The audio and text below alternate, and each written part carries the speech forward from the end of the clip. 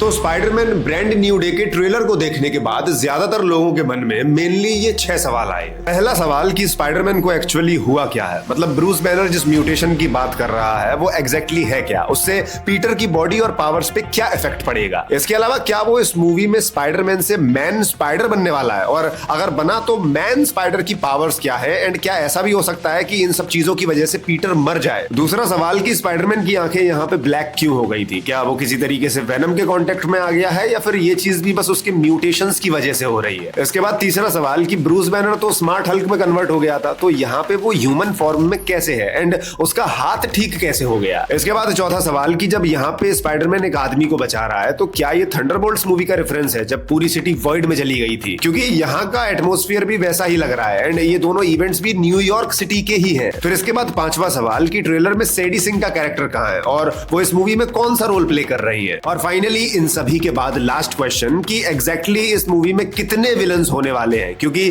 Trailer में तो हमें कुछ ज्यादा ही विलन्स दिखा दिए गए हैं और इन सभी में से मेन विलन कौन है। वेल, इन सभी सवालों के जवाब आपस में बहुत ही डीपली कनेक्टेड है, तो इस वीडियो को एंड तक जरूर देखना, तुम्हें तुम्हारे सारे सवालों के जवाब मिल जाएंगे। और हाँ, इस वीडियो को अभी लाइक कर देना वरना फिर बाद में भूल जाओगे। तो सबसे पहले बात करते हैं कि पीटर के साथ एक्चुअली हो क्या रहा है, मतलब उसकी लाइफ किस डायरेक्शन में जा रही है। तो नो वे होम मूवी की एंडिंग में विलन्स को अपनी अपनी दुनिया में वापस भेजने के लिए और रियलिटी को शैटर होने से बचाने के लिए पीटर अपनी आइडेंटिटी का सैक्रिफाइस करता है। डॉक्टर स्ट्रेंज एक ऐसा स्पेल कास्ट करता है जिससे सब ये भूल जाते हैं कि पीटर पार्कर ही स्पाइडरमैन है। अब इसका रिजल्ट ये होता है कि सबको ये तो पता है कि स्पाइडरमैन एग्जिस्ट करता है और वो एक सुपर हीरो है, लेकिन सब लोग ये चीज भूल चुके हैं कि पीटर पार्कर नाम का भी कोई बंदा एग्जिस्ट करता है। अब इसके बाद आते हैं अपने ट्रेलर पे। तो नो वे होम के इवेंट्स के बाद पीटर अपनी जिंदगी में आगे बढ़ने की भी कोशिश कर रहा है, वहीं दूसरी तरफ वो अपनी पुरानी लाइफ को भी ऑब्जर्व करता है। मतलब वो अभी भी अपने उस लेटर को देखता है जो उसने एमजे के लिए लिखा था कि वो उन्हें सच बताएगा कि मैं ही पीटर हूं और तुम मुझे जानते हो। इसके अलावा वो आंट मे की ग्रेव पे भी विजिट करता है। वो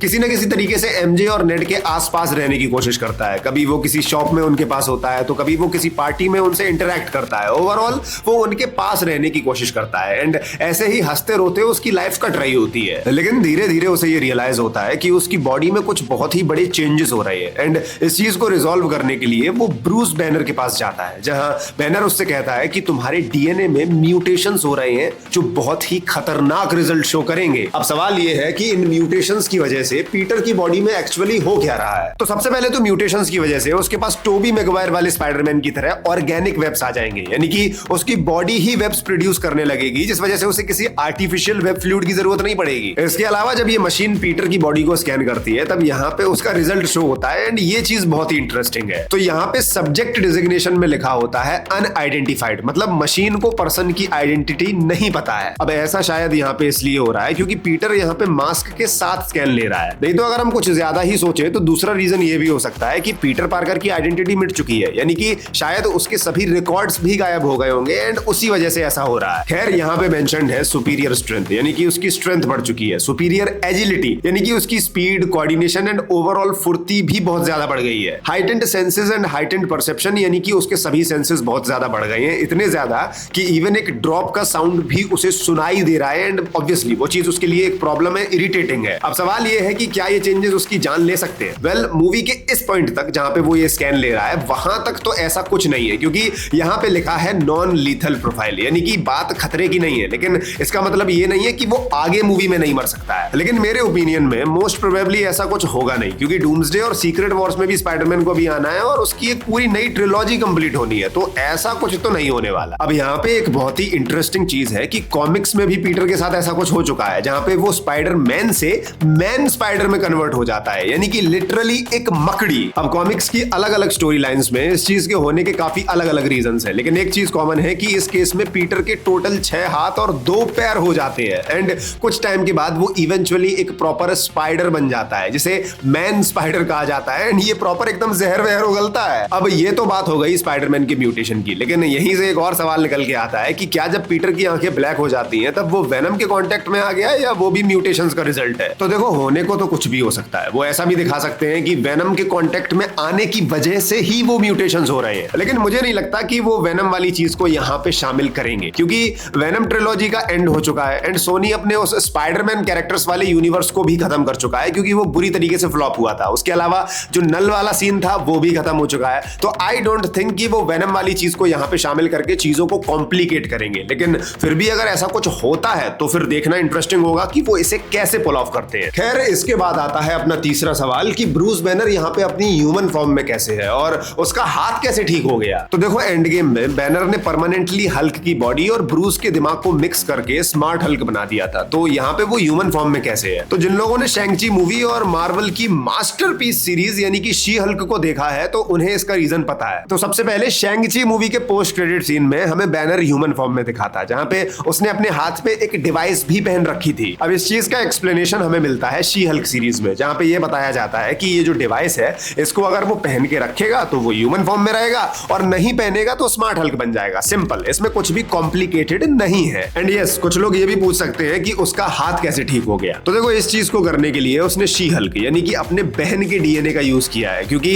गामा रेडिएशन को हैंडल करने में शी हल्क का ब्लड ब्रूस बैनर से बेहतर है। यानी कि तुम कह सकते हो कि इनडायरेक्टली या डायरेक्टली शी हल्क का हीलिंग फैक्टर ब्रूस बैनर से ज्यादा बेहतर है। फिर इसके बाद फोर्थ क्वेश्चन है कि क्या यहाँ पे जब पीटर इस आदमी को बचा रहा है तो ये थंडरबोल्ट्स मूवी की वॉइड वाला सीन है। अब देखो, क्योंकि सिटी भी सेम है और इसका एटमॉस्फेयर भी वॉइड जैसा है, तो हो सकता है कि ये सीन उसी टाइम का हो जब सब लोग वॉइड में जा रहे थे, तो उसी दौरान स्पाइडरमैन सबको बचाने की कोशिश कर रहा होगा। लेकिन ये चीज मूवी का कोई मेजर पार्ट नहीं होगा। जैसे फैंटास्टिक फोर मूवी में टाइम जंप दिखाया गया था ना, कि ये लोग ऑलरेडी कई सारे खतरों को हैंडल कर चुके हैं एंड उसके लिए जल्दी जल्दी कई सारे सीन्स दिखाए गए थे, तो वैसे ही ये चीज भी यहाँ पे इस मूवी में की जाएगी। फिर इसके बाद फिफ्थ क्वेश्चन ये है कि ट्रेलर में सेडी सिंह का कैरेक्टर कहाँ है, क्योंकि वो भी इस मूवी में एक मेजर रोल प्ले कर रही है, तो वो तो कहीं नजर आ नहीं रही है। अब देखो, वो कौन सा रोल प्ले करेंगी वो हम आगे गेस करेंगे, बट फिलहाल उनकी हाइट और बॉडी स्ट्रक्चर के बेसिस पे मुझे ऐसा लगता है कि ये जो कैरेक्टर यहाँ पे बना हुआ है ना, ये वही है, क्योंकि इसके हाथ भी बहुत सॉफ्ट है। यानी कि मोस्ट प्रोबेबली ये एक फीमेल है, एक लड़की है, एंड इसका जो ओवरऑल बॉडी स्ट्रक्चर लग रहा है वो सेडी सिंह जैसा ही है, तो शायद ये वही है। और फाइनली इन सभी के बाद लास्ट क्वेश्चन कि इस ट्रेलर में हमें टोटल कितने विलन्स देखने को मिले हैं और उनमें से मेन विलन कौन सा है और सेडी सिंह का कैरेक्टर कौन सा है। तो सबसे पहले ये विलन तो है टेरेंटुला एंड ये शॉट एकदम कॉमिक एक्यूरेट है। इसके बाद ये है बूमरैंग एंड इन दोनों का कोई मेजर रोल नहीं होगा। इसके अलावा ये है दी हैंड ऑर्गेनाइजेशन। इसके अलावा ये है स्कॉर्पियन, जो हमें सबसे पहले स्पाइडरमैन होमकमिंग के पोस्ट क्रेडिट सीन में देखने को मिला था। इसके अलावा डिपार्टमेंट ऑफ डैमेज कंट्रोल भी पीटर के लिए प्रॉब्लम्स ही क्रिएट करेंगी, क्योंकि उनके पास कोई ढंग का काम तो है नहीं, बस प्रॉब्लम्स ही क्रिएट कर पाते हैं वो। और फाइनली जो मेन विलन होगा वो शायद एक माइंड कंट्रोल करने वाला विलन है, जैसा कि हमें ट्रेलर में इस सीन में दिखा भी था। अब रूमर्स के अकॉर्डिंग और सेडी सिंह भी इस मूवी में है, उसके अकॉर्डिंग ऐसा हो सकता है कि सेडी सिंह यहाँ पे जीन ग्रे के कैरेक्टर को प्ले कर रही है एंड वही मूवी की मेन विलन भी है। बाकी इस बारे में तुम्हें क्या लगता है? वेल, ये था मेरी तरफ से स्पाइडरमैन ब्रांड न्यू डे के ट्रेलर का एक ब्रेकडाउन। आई होप कि तुम्हें तुम्हारे सारे सवालों के जवाब मिल गए होंगे। बाकी हम मिलते हैं किसी और वीडियो में, तब तक के लिए अगर तुम्हें ये जानना है कि MCU मूवीज को अच्छे से किस ऑर्डर में देखा जाए तो तुम ये वीडियो देख सकते हो।